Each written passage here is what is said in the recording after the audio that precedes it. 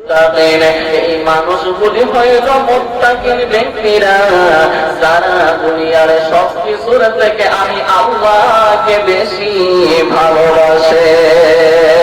আর বড় করে বলুন না আল্লাহু আকবার। আমার সুন্নি মুসলমান বাবা জিরা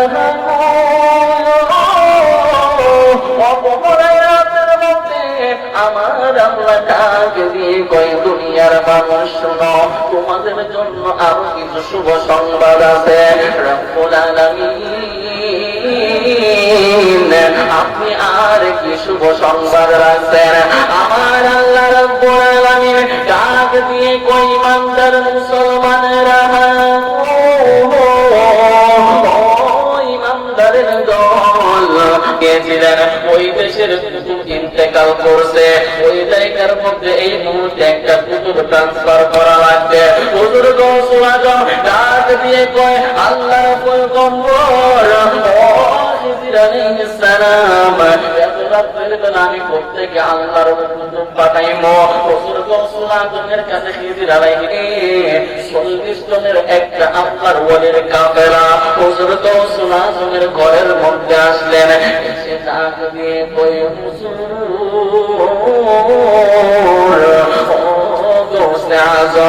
আপনি যে আমাদের নেতা বানিয়ে দিয়েছিলেন, আমাদের নেতা ইন্তেকাল করছে, আপনি এই মুহূর্তে একজন কুতুব বানিয়ে দিন।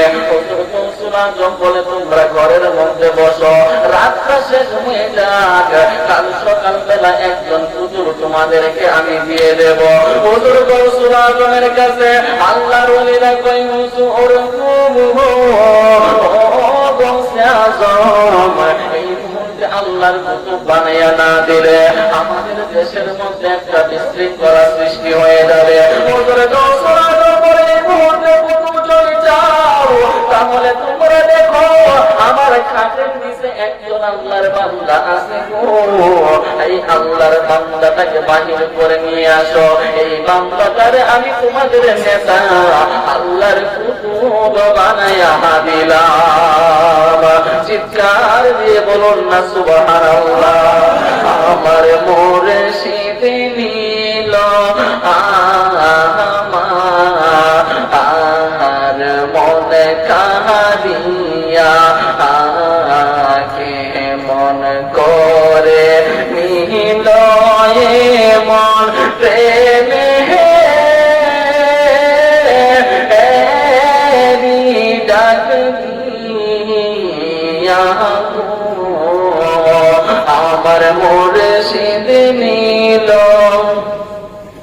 মার মন কাঁদিয়া মুর্শিদ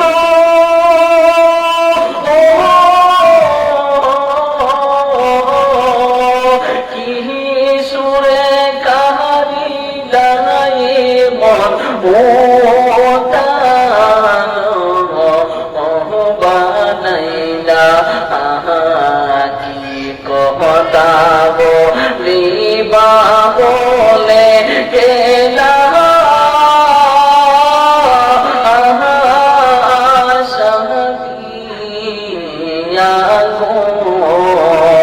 আমার মুর্শিদ নীল আমার